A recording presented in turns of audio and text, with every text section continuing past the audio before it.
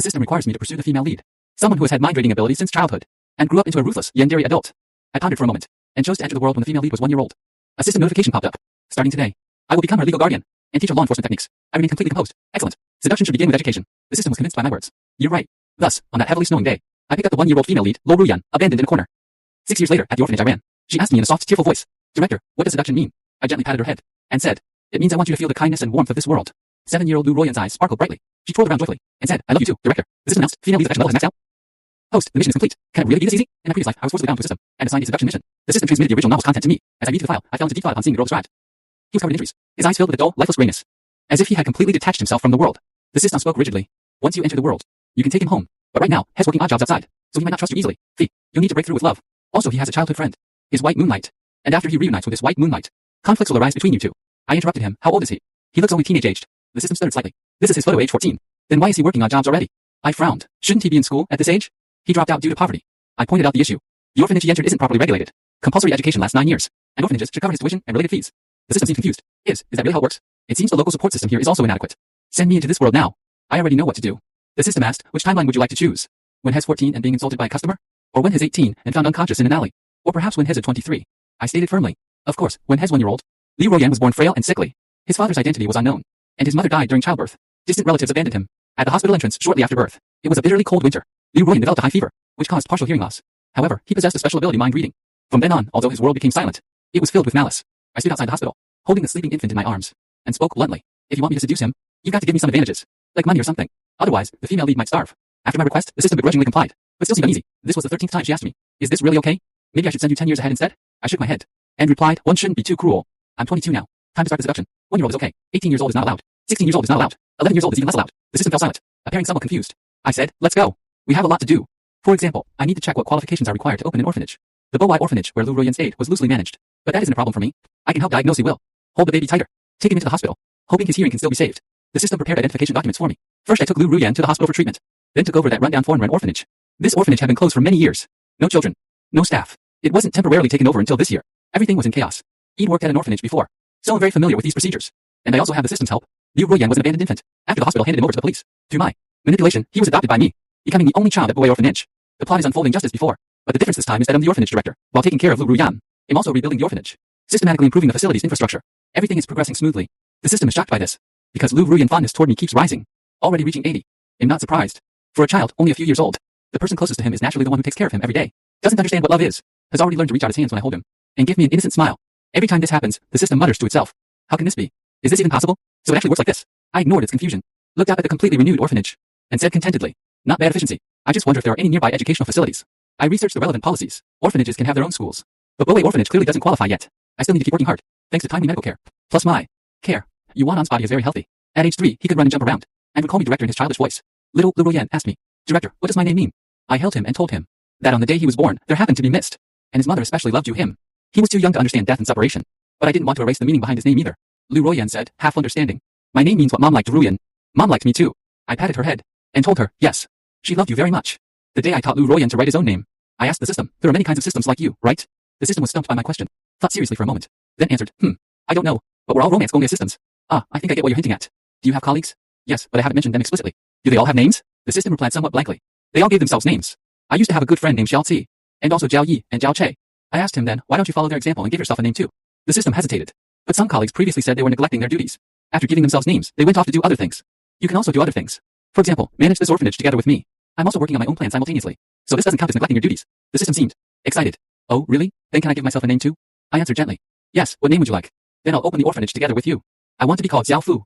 I thought for a moment. Yao Fu, that's a nice name. There was a brief silence. I guessed he might have gone to share this joy with his friends. On the day the orphanage officially reopened, I brought Lu Ruyan along to welcome the new children. I checked the records, perhaps due to the pull of the storyline, and Ran Lu Ruyan's childhood sweetheart, who later became his white moonlight, also arrived. His parents had both died in a car accident. After that, he was sent to the orphanage. At age 8, his adoptive parents took him abroad. The original plot didn't elaborate much on this part, but Ran transformed from a sweet, obedient boy into the classic malicious rival character later on. That overseas experience must have been quite rough. I investigated thoroughly and discovered those adoptive parents actually didn't meet adoption requirements at all. This points to problems in the orphanage's internal regulations. I knelt down gently before this timid little boy and stroked his head. Be a good boy, Ran. I said, from now on, this is your home. He looked at me dazedly, perhaps sensing something in my eyes, something that made this sensitive child feel no malice at all. Carefully, he reached out his chubby little hand and grasped my finger. The boy's fair, adorable face was still streaked with tear marks, but I held him in my arms, and he quietly ate the candy I gave him. finally offering his first smile of the day. In a soft voice, he tried calling me director. Liu Ruyan kept a serious little face, nervously showing the new kids around the orphanage. This was a task I'd entrusted to him solemnly. He moved among the group of newcomers. Like an experienced senior, I watched as he comforted one crying child, handed candy to another, and even clenched his tiny fists to swear that this was absolutely the best orphanage ever. I couldn't help but smile. That afternoon I took the kids for their nap. Liu Ruyan looked really excited, completely unable to fall asleep. He even whispered to me quietly, "Director, among today's new kids, I like Chen Han the most. She's so cool." Huh? Really? Wait, the name Chen Han sounds familiar. I looked at the little girl named Chen Han, her facial birthmark, and suddenly remembered. Wasn't she La Royan's future archenemy? The gang leader Chen Han? Looks like I need to move up Jungsan's legal education class. Right now Chen Han seemed very timid, keeping her head down and barely speaking, because of the large birthmark on her face, and her innate intellectual disability. She'd been abandoned by her parents. Watching Chen Han's expression full of insecurity and sadness, I called Liu Ruyan over. Maybe he'd heard my inner thoughts. His face showed an expression on the verge of tears. He asked the director gloomily, "Have Han's mom and dad abandoned him?" Liu Ruyan, who possesses mind-reading abilities, never hides this from me, but he made a pinky promise with me. "It's our secret."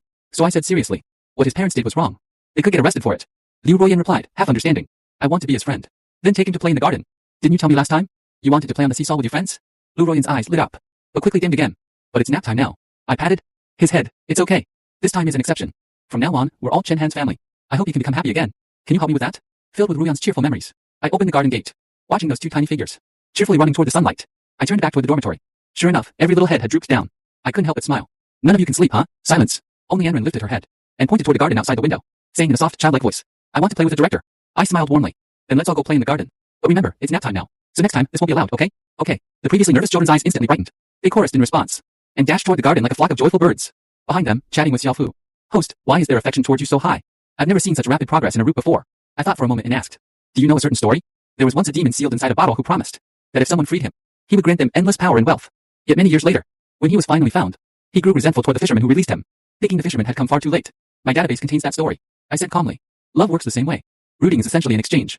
Give love, and you'll receive love in return. But if they've never received love since childhood, what do you think insincere, impure forms of love can possibly earn? So if I only appeared when they were 15 or 16, of course I couldn't compare to bonds formed from growing up together. Host, so you chose to enter their lives when they were just 1 year old, just to ensure successful routing?" I smiled, picked up a child running toward me, and gently patted his head. "Not entirely. I just want to tell you something." "What is it?" "The word routing is too broad. There are many kinds of love in this world. Teaching them about these things is also a form of routing." "Host, you really are different from anyone else I've met before." I laughed. "How many people have you actually met? In my eyes, you're still just a child." I sat the little girl on a swing, and continued, "Perhaps, according to your system, rooting was once my job, which is why you selected me. So what kind of work did you do before? Also," she asked curiously and confusedly, "but surely many people loved you before, right?" "Host, right?" I paused slightly. I gave a gentle smile. "I used to work in special education. I'm an expert, an undeniable oddball. My siblings all had grand ambitions, either taking over the family business, or shining brilliantly in the arts. I dove headfirst into a small county town, taught there for a few years, and after returning, became a teacher at a special school. Eventually, I even opened my own welfare institution. Most of the orphans weren't healthy children. They often had various physical or psychological impairments. When my family first came to visit me, they were always startled by the scars on my body. More than once, they asked me, "Zan Lingxuan, are you out of your mind?" Outsiders were even more baffled. How could someone from the privileged Zan family, raised in luxury since childhood, produce a Zan Lingxuan who showed not a trace of nobility? But everyone encounters one or two events in life that utterly transform them. I don't intend to judge what's noble, or what's vulgar, nor do I want to use lofty words to prove how special I am. In truth, I'm just an ordinary person among the masses, who simply happen to choose this path. So I don't care about these criticisms and mockeries. Only giving a fat smile. I'm no different from you. I'm just doing what I want to do." Xiao Fu asked me, "What was that life-changing event for you?" I smiled. Who knows? Childhood memories have grown very blurry, but there probably was such an incident. Actually, I still remember. Our school once held a charity event. We wore little suits and formal attire to deliver gifts to a nearby special school. But that day we didn't get to meet any of the students. From the special school, I heard our teacher say, they were afraid we might hurt them. So they locked all the kids inside their dorm rooms. We placed books and clothes on their desks and chairs, took a few photos, and prepared to leave. I saw a fairy tale book on one of the desks, with a crooked line of handwriting scrawled on it. Little Star asked, "What do stars look like?"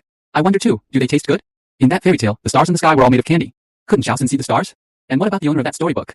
Had he never tasted candy before? I looked down at my own finely tailored little suit, fished a candy out of my pocket with some effort, and quietly slipped it into that book before leaving. Before walking away, I glanced back at the dormitory building. I saw several dirty-faced children crowded by the window, staring at me. Suddenly, I felt a pang of sadness. I'd only brought one piece of candy, and I'd only left one. Only one child would get to taste the flavor of stars. Afterward, I went through a week of non-stop busyness. The arrival of a new batch of children brought energy and vitality to this place, as well as more responsibilities to worry about. From choosing which brand of milk to buy for the kids to hiring new staff for the welfare home, everything required my personal attention as a light sense commander. Thankfully, I had Xiao for real asset. He could monitor the children's conditions for me, helping prevent accidents. Otherwise, even with 3 heads and 6 arms, I couldn't possibly manage everything. Our welfare home isn't large.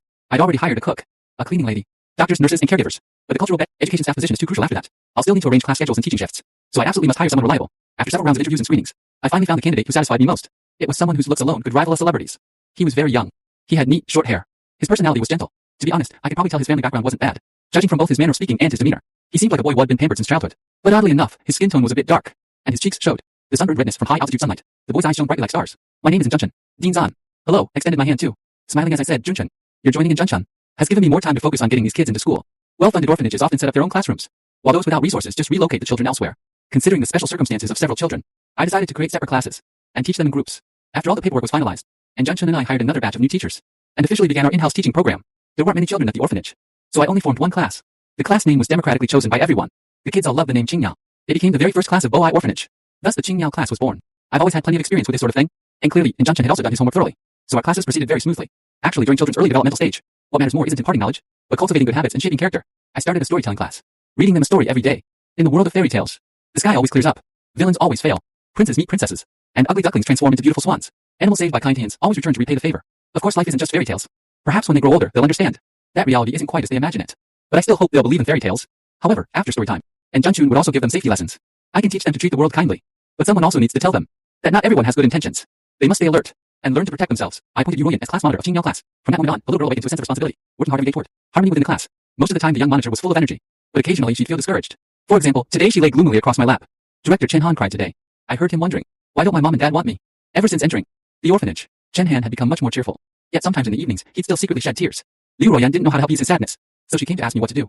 In Liu Ruoyan's world, her mother loved her deeply, so she couldn't understand why Chen Han's parents would abandon their own child. I gently stroked Liu Ruoyan's head. Xiao Yan, everyone is different. Some parents simply don't love their children. Liu Ruoyan pursed her lips and asked, then why did they have them in the first place? There are many reasons, and we can't possibly know them all. But what I want you to understand is that although Chen Han was abandoned by his parents, in this world, there are still many children abandoned by their parents. Chen Han has you a friend who cares about him, but there are still many other children, not even a single friend. Liu Ruoyan widened his big dark eyes. Really? Yes, I gave Liu Ruoyan a suggestion. When you're a bit older, you can go with Chen Han to protect kids just like him. Liu Ruoyan nodded seriously, stood up and ran out clattering. I'm going to tell Chen Han. Goodbye, director, I said with a smile. Go ahead, Xiao Yan. Actually, in the original story, Chen Han was an extremely protective person. Most of the people under him were homeless delinquents. Most of these people had no parents. I don't think that's just a coincidence. Although in the photos from the plot, that person with the birthmark on his face had a terrifying appearance, with a cold expression, seemingly devoid of any emotion. But perhaps during his childhood, he once longed for such an illness. As the saying goes, things people do as adults often stem from compensating for their childhood. I pondered thoughtfully. At least this time, I absolutely can't let Chen Han walk down the path of gangsters again. In the first autumn of our filming course, I announced some news. There will be no classes at the orphanage tomorrow. We're all going on an autumn outing together. The destination for the outing was decided democratically, and we chose the zoo. I contacted several places like the Science Museum, museums and botanical gardens, and ultimately found that Nanjing Zoo in the neighboring city was the most suitable. As soon as they heard it was children from the orphanage visiting, the zoo director generously offered free admission, even offered to provide lunch inside the zoo. We only needed to cover our own transportation costs. I looked it up, and discovered that Nanjing Zoo is actually quite famous, because the environment there is excellent, and the animals are very intelligent. The director of Nanjing Zoo is also famous firstly because he's handsome, secondly because he's always been dedicated to ecological and animal protection charities. Out of curiosity, Xiaofu and I looked up the director's photo together. It was an excessively young, excessively beautiful face. Xiaofu suddenly exclaimed, I remember now. Remember what? Xiaofu said, I've heard from friends before, that those who initially named themselves Dong aren't necessarily all systems, nor as intelligent as we are. Anyway, there was once someone named Xiao Lin. He was actually a kind of consciousness, capable of communicating with all things in the world. Then, he chose a host skilled in empathy. Thus the Ji family gained the ability to communicate with animals, and promised him they would always protect forests and animals. This was their silent covenant. I glanced at the director's name. He's a descendant of the J family. Xiaofu sounded delighted. Met a colleague, huh? I smiled and said, you'll meet even more colleagues in the future. The contact at Land City Zoo who coordinated with me was a young man, nicknamed Xiao Wen. His voice was just like his name, gentle and patient. Director Zan, please rest assured. On the day of the autumn outing, we'll limit ticket sales, and arrange staff to accompany and give explanations. Xiaofu suddenly said. He also carries Xiao Lin's aura. Wait, why is there also data flow from Xiao Sei mixed in? Who's Xiao Qi? Before I could ask clearly, Xiaofu muttered to himself and vanished. I guessed he went to contact his friend. But since this involves these adorable systems, Nanjing Zoo is indeed a great choice. I replied to Xiao Wen. Then I'll leave it in your hands. Xiao Wen sent a smiling emoji. Made every child at the Welfare Institute extremely excited. Every day they chattered endlessly about which animals they wanted to see. And Juncheon was a bit worried, and repeatedly reminded them about safety precautions. He also carefully designed light green handkerchiefs and autumn outing flags for each child. The flags were attached to their little backpacks, and the handkerchiefs were a soft green, tied around the children's wrists, in a bow. Printed on each handkerchief were the contact information of us teachers, in case any of them got lost and didn't know how to find help. I divided the 20-some children into 4 groups. Each group elected their own team leader. Every group had its own flag, to keep track of their members, and make sure no one fell behind. This was their first time going out. Earnestly promised me with flushed cheeks that they'd take good care of everyone. I chartered a bus. At dawn, just as the sky began to lighten, we set off amid the children's laughter and chatter. Nanjing Zoo truly lived up to its reputation. Lush greenery was everywhere. Xiao An was a young boy with delicate, handsome features, who looked especially young. Dressed in his work uniform, he greeted us. Director Zan, hello. I'm today's guide, Win Wei 6. And Juncheon suddenly seemed to recall something, and whispered in my ear. Director, I've seen him on TV before. He was on that variety show. After greeting Win Weixi, out of curiosity, I searched online for his videos. The title of the first video I found was especially sensational. Watch this tough guy tame a fierce beast barehanded. Whoa, Xiao Wen. His expression froze for a moment. He looked obedient and adorable, and Wen Weixi, like a friendly neighborhood younger brother, led us into the zoo grounds. Then, completely composed, he casually greeted a tiger nearby. To the snarling big tiger, he said, Feifei, step back a bit. Don't scare the kids. The tiger seemed to understand his words, and obediently took a few steps backward, then sat down on the ground. For a brief moment, the air stood still. Then the children burst into cheers and screams of excitement. Wow, Brother Xiao Wen is amazing. And Ran took a step back, and looked up with sparkling eyes, grabbing the corner of my sleeve and saying, Director, the big tiger just roared twice. Does that mean it really wants to come out and play with us? Li Ruoyan was the action-oriented type. Curious, he asked Wixi. Brother Xiaowen, what did Fei just say? Wen Weixi's expression suddenly turned a bit awkward. Kept smiling. He's hungry, didn't he have breakfast? He did. Wen Weici sighed, rubbing his forehead. Li Ruoyan asked, puzzled. How can he be hungry again already? Chen Han chimed in. He sure eats a lot. After finishing our tour of the tiger enclosure, we went on to visit the crane and monkey areas. Lunch, prepared by Nancheng Zoo, was served at the aviary. They had laid out picnic blankets and snacks by the aquarium in advance. They had set up picnic blankets and snacks next to the aquarium in advance. Right beside it was Swan Lake. The kids enjoyed watching swans while having their picnic, all thoroughly enjoying themselves. After lunch, still eager for more, the children entered the aquarium. The zoo director allowed us to have close contact with the dolphin Bai Jing. Li Ruoyan said with bright eyes. Director, dolphins are so cute. And Ran was also extremely excited. It just nudged my hand. Cold Hand stood silently nearby, watching the beluga whale in the water. The beluga named Xiao Bai obediently swam over and rubbed against the glass, made it look like it was always smiling. Chen Han looked at this smiling angel and hesitated for a moment, then reached out his hand. Xiao Bai gently pressed its nose against the glass, touching Chen Han's palm. Felt as if he just received the world's most precious treasure. He slightly opened his mouth, bit his lip, and couldn't help but smile. Xiao Bai circled around that section of glass several times, tilting its head sideways. Chen Han tilted his head the same way, watching this human and whale enjoying themselves immensely. I couldn't help but smile softly, and Junshun stood beside me and whispered, "You're such a great director. I've never seen them this happy," I said. "Staying in the orphanage forever isn't really the best choice for them. Once they're a bit older, we should send them off to school." And Junshun clearly had some concerns, but I replied calmly, "Don't worry about the malice that might hurt them. We can't shield them from it their whole lives. But there are always other ways. Scars only hurt when you care about them. If you don't care, you become invincible." The zoo trip was a huge success. After returning to the orphanage, the kids didn't need any reminders to voluntarily write and submit their weekly journals. In art class, everyone coincidentally drew the animals they'd seen at the zoo. Seeing how much they missed the zoo, I went ahead and downloaded episodes of that Nanqing Zoo variety show and played one episode for them every weekend. This quickly became the most popular weekly activity. Sometimes they were so absorbed they forgot to eat their snacks, lining up neatly in the activity room every weekend. After winter set in, Junshun and I bought new winter clothes for the children. And Junshun said, "Director, you passed this year's annual review. Will there be new children coming in next year?" "Not only that," I replied, "next year our orphanage will officially open adoption eligibility." I breathed a sigh of relief. No rush. Adoptive families need careful screening. And Junshun nodded in agreement. Our orphanage isn't very big. Even if we take in more kids, it'll probably be no more than 10 or so. But that's fine. In a few years, once I secure more funding, we can expand. One bite at a time. One step at a time. Want hot pot? Passing by an aromatic hot pot restaurant, I asked, and Junshun looked surprised. "But shouldn't we head back? Let's treat ourselves tomorrow. Have some little hot pots." I winked at him. "Good things should be shared together," and Junshun said, looking at me. His expression suddenly grew gentle, his eyes curving slightly, and he smiled. "Director, sometimes I feel you remind me a lot of someone I know. In some ways you're alike, in others not at all," he said, clasping his hands together. He took a sip of something warm. "When I first met you, I was completely stunned." "Do you miss him?" I asked. "You could go see him during the new year." "Yeah, I do miss him a bit," and Junshun said, scrunching his nose slightly. But I felt too embarrassed to say such things to him. I sensed there was something off. "Is he your family member?" "His my elder brother." He said his, just like you. His also a teacher. I was a bit surprised, but it also made sense. In life, there's always one or two things that change a person, maybe even me. The new year is about to arrive. New Year's Eve. A light snowfall fell in Biking. I gathered the children to build a snowman. We had a snowball fight, and everyone was having a blast. Only Lu Ruyan sat silently by the steps. She sat on the steps, gazing up at the sky. I bought them a winter three-piece set. She plucked a tuft, a fluffy glove. Then, snowflakes drifted down from the sky. I think I have a pretty good idea of what he was thinking. I told him. When he was born, it was a snowy day too. That was the first time she saw her mother. She probably believed that every snowfall meant her mother had come back to see her. But she hadn't even begun. Before long, Chen Han and Ran each took one of her hands and led her away. "Xiao Yan, come quickly and paint in the snow. Chen Han and I have finished our drawings. We're just waiting for you." Ran's little face had turned bright red from the cold, but he looked really excited. I drew a little deer. Chen Han drew a little goldfish. "What will you draw?" Liu Ruyan crouched down and began to draw. 10 minutes later, and Ran asked with a puzzled look, "What did you draw?" "Is that a caterpillar?" Chen Han, after scrutinizing it for ages, concluded it looks like a hen. Just moments ago, Lu Ruyan had been putting on a cool, stern face, but now she widened her eyes in disbelief. "No way, that's a red-crowned crane." The kids dragged me over to get my verdict. I held back my laughter and said, "It really is, just like Lu Ruyan. Director, you clearly think my drawing looks like a ball of yarn with 2 chopsticks stuck in it." "Oh dear, you caught me. All right, all right." I patted Lu Ruyan on the head. "The director will draw you a crane." The little girl who had been sulking suddenly broke into a bright smile. After the snow activities ended, I urged them to come inside and wash their hands and faces with warm water. The orphanage's New Year wasn't lonely. Many people came to visit us. Even in Junction stayed. When asked why, he simply said this was her first New Year spent together with Boai Orphanage. She wanted to be with the children. We hung up the couplets. We watched the Spring Festival Gala together. We played games together. Then we made our wishes together. I prepared for every child a red envelope. Inside were the gifts and messages for them. Meanwhile, I also received 27 notes with the word wronged written on them. They were still so young. It was just 9 o'clock. I then urged them to go to bed. Then I returned to the office to handle some work. I began to feel a bit of soreness in my neck and shoulders. I was just about to massage them myself when a warm comforting touch eased the tension in my muscles, chasing away my fatigue. I was momentarily stunned. "Little Fu host," he said, "only 5 minutes left until the new year." "That's right," I replied. "Time really flies." I put down my pen and quietly watched the snow falling outside the window. Then I stood up and walked to the children's dormitory. First I tucked them in properly. "Happy New Year. Lin Swan, Happy New Year. Xiaofu, Liu Ruya, Anran, and Chen Han." When they were 7 years old, I enrolled them in the elementary school next door. Over these past 2 years, the orphanage expanded once. New children arrived, and some children were adopted. The oldest ones are still those 3. Lu Ruyan and Inran are very popular. Many couples have asked to adopt them, including quite a few with excellent conditions. But neither of them wanted to leave. Liu Ruyan said, "I'm still the class monitor of Qingyao class." And Ran also said, "If I leave, what will happen to Chen Han and Xiao Yan?" When the 3 of them came out from school, I keenly noticed that Ran and Lu Ruyan looked somewhat off.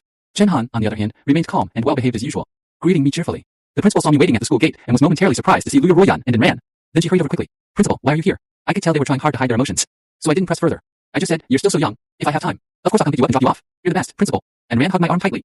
"Will there be cola chicken wings today?" I took his little hand and said, Every year on the first day of school, we always have that dish. How could it possibly be missing today? And Ran clutched his school bag strap, let out a joyful cheer, threw his arms wide open, and hugged me tightly. Liu Ruoyan and Chen Han followed behind her, staring at me with hopeful eyes. And sweet and sour pork ribs and sea fish too. With my free hand, I gently patted both little girls' heads. How could your favorite dishes ever be missing? Chen Han gave a slight quiet smile. Liu Ruoyan, however, lifted her eyes and flashed me a bright, radiant smile. Her cheerful expression was completely different from the girl in that photo I remembered. My movements paused for a moment. Then I smiled warmly in relief. No matter what, he's moving in a good direction. That was my original intention. That evening, after finishing work, I was just considering whether to ask Chen Han about what happened today. When stepping out of my office, I heard voices coming from the back garden. I walked toward it and saw the three kids sitting side by side by the slide. Both Ran and Liu Ruoyan looked dejected, while only Chen Han was comforting them. It's okay, but everyone's talking about it. And Ran said indignantly, I heard it myself. Nobody at our orphanage talks about you like that. Liu Ruoyan said, everyone thinks the mark on your face is really cool. That's because Chen Han seemed a bit flustered too. Because what exactly? And Ran asked. Liu Ruoyan looked up. Don't rush, take your time. Yeah, Zhao Yan Yu. You told me the principal said that people are all different. Chen Han fell silent for a moment. Then, dragging her little face seriously, said, some moms don't love their kids. And some moms do love their kids. So some kids think the mark on my face is cool, while others think, really weird and scary. It's all the same. And Ran said, I was just afraid you'd be sad. I was worried you'd cry in secret. Chen Han shook his head. Do you remember me? Last winter, the director took us painting together. Liu Ruoyan asked, was it the time we painted our faces? With fuel? The director said we could paint princesses and princes, knights, little devils, and heroes. Then he drew a mask for me, saying I was now a masked rider. That day you were especially popular. Everyone just wanted to play with you. Chen Han said, you really had it rough that day. But I knew the director was trying to tell me. It's okay, Chen Han continued. I used to think I was ugly. But the director told me, I am the coolest kid. After that, I never felt ugly again. Chen Han was the oldest. His words left Ran and Liu Ruoyan a bit puzzled. So it's okay. No matter what the other kids say. I don't mind. Chen Han looked around at the two of them. And besides, I have you guys. You two will help me reason things out. The director is my favorite person. You two share second place. Me too. Me too. I like the director best. And then there's you guys.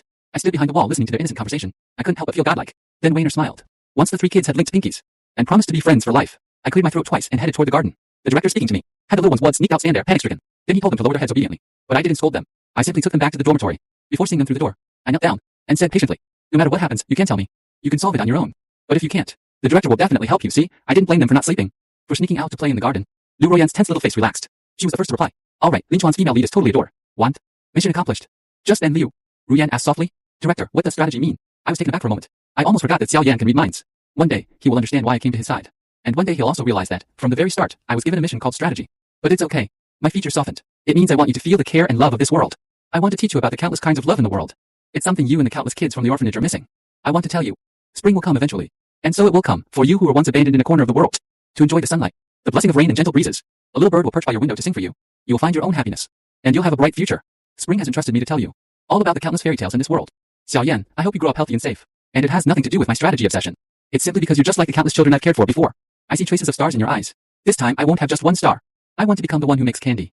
One day, I hope all you kids will know the taste of stars. Liu Ruoyan looked half understanding, half confused, but still reached out and hugged me. I love you, Director. Xiao Fu quietly gave me a massage without making a sound. It's okay, it's because of you. You already understand what love means. You know there are 1,000 kinds of love in this world, so you won't easily trample on any form of it. And Ran and Chen Han also gently hugged me. We love you, Director. Our voices drifted into the dormitory. In the darkness, pairs of eyes slowly opened. Just after putting the kids to bed, and Junchen was suddenly swarmed by a group of children hugging him, lifting his head to look toward the doorway, where another figure stood tightly embraced. After finally coaxing the chattering, affectionate little ones back to sleep again, and Junchen and I closed the dormitory door. Outside, the moonlight poured onto the ground bright and clear, like scattered jade pearls. Another new year had begun. Every winter in Baikang seems to bring snow. Leaning against the window, I watched the children playing and frolicking in the snow. This year they had a new game, following their science teacher to observe the shapes of snowflakes. And Junchen walked lightly to my side. Such a show-off, I said without looking up. Already speaking first. Junchun, you haven't been home in so long. No need. And Junchun shook his head, his eyes filled with joy. Director, it's the second day of the Lunar New Year this year. My brother is bringing his students here. They want to volunteer at the orphanage. Students? I was slightly stunned. How old are they? They're my brother's first batch of students. And they've all graduated now. And Junchun's eyes twinkled happily. Director, don't worry, they've all gone through the proper procedures. Besides, my brother is a really good person. And Junchun went on enthusiastically about his brother, while I just smiled silently, nodding gently. Looks like the orphanage will be lively again this year. On Chinese New Year's Eve. As usual, I helped the kids go to sleep, then sat alone in my office. I chatted with him as if he were an old friend, casually asking, Xiao Fu, when are you leaving? Ever since we were bound together. He told me that once I completed my mission, he would go find another host. Their system has KPs too. Jiao Fu once proudly declared his ambition to be the hardest working system agent.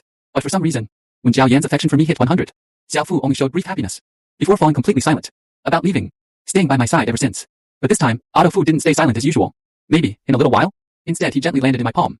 He rarely appeared before me in this form, a soft, fluffy ball of light, emitting a faint glow. Ling Xuan.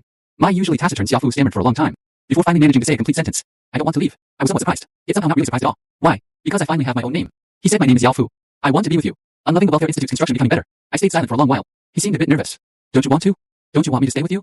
Of course not. This time I answered quickly. I just couldn't describe how I was feeling right now. It's really hard for me to put into words. He sounded extremely happy. It feels like I'm just like my friends now. I have something I truly want to do. I have my own name and the best host. They were all happy for me. And am happy for you too. I gently touched the little glowing orb in my hand. If this is your wish, then in the new year, let's keep working hard together. Outside the window, snowflakes swirled in the air, but inside, it was warm spring. As usual, I stepped out of my office to tuck in the children in the dormitory. But the moment I opened the door, I froze. Hanging right outside my office door was a glass jar, adorned with star-shaped lights. Inside the jar were countless little cards. I reached out and took down the jar. On the largest card was handwriting I recognized instantly. Some words were even written using pinyin, but every single stroke was written with utmost care. Director Ching Ki. This idea came from all of us kids in Qingyao class. But your door is too high. So we had to ask teacher Ann to help us hang it up. According to our observations, the director really loves stars. We didn't have moon-shaped lights, only star-shaped ones. But Imran said, he drew a moon for you. Every year, the director celebrates each of our birthdays. But none of us knew when the director's birthday was. So we asked teacher M. And only then did we learn that the director's birthday falls on the day spring arrives. But we all have to sleep. So we can't say happy birthday to the director at night. We're all good kids. Very obedient, director. Happy New Year. Happy birthday. We've all written secret messages. You should hide somewhere and read them by yourself. All the kids from Qingyao class, Lu Ruyan and Ran Chenhan. We all each child signed their name neatly on the card, not one missing. Not one extra. The director once told me that the day I met my mom was snowy, it was winter. I don't know what day I met the director, but I feel like it was spring. Spring is a season when everything awakens. The most beautiful season in fairy tales. And also the season when I met the director. I'll send the director my very first letter of spring, because I love the director the most. Fireworks suddenly burst somewhere nearby, lighting up the sky with dazzling blooms. Happy New Year. Happy birthday. Yunchuan Happy New Year. Holding the starry jar tightly, I, from the breath of spring, whispered softly. Xiaofu once asked me, what if one day Lu Ruyan finds out I came here to romance him, what then? And told him, it doesn't matter. Just as I told Lu Yong. It doesn't matter, love knows no hierarchy. Only truth or falsehood. There are many kinds of love in this world, conditional, unconditional, feigned, and genuine.